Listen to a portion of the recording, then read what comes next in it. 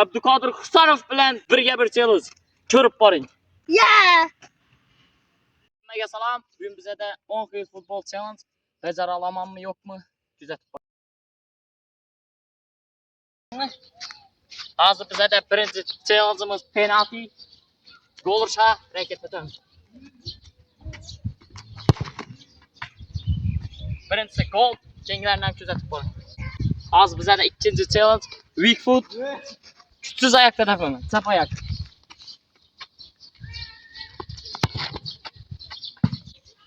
Endi bizda uchinchi challenge'imiz aylanib penalti. Davay. 10 marta.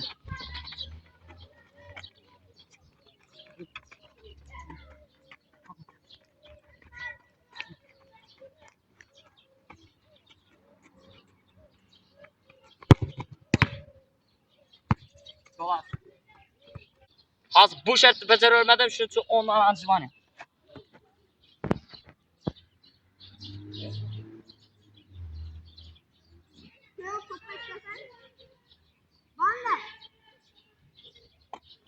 Dördüncü şart. Dördüncü challenge. Bora pas beradi. Jan to'pni birda tepib gol urish kerak. Davay.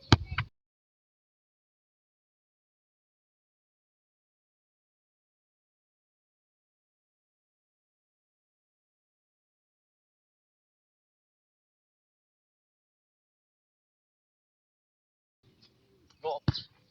Hozir bizda 6-chi challenge noodatiy Abduqodir Husanov bilan birga bir challenge ko'rib boring.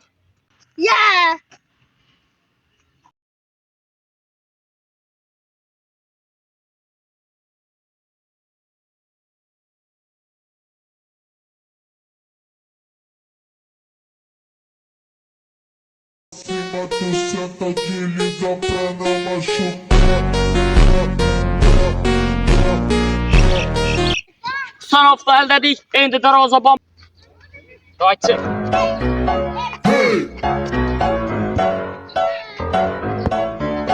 Hey! Hey! 8-chi challenge 30 marta jonglyor.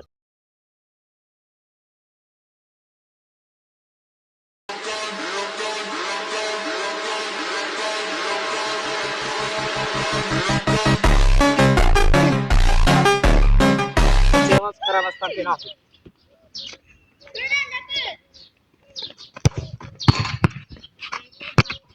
Bajara olmadim, endi 10 ta persani.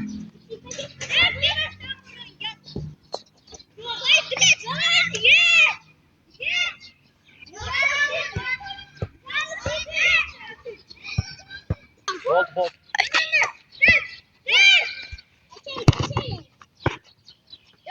Şu oxirgisi edi. Hammaga rahmat. Keyingi video uchun 100 ta like. Let's go.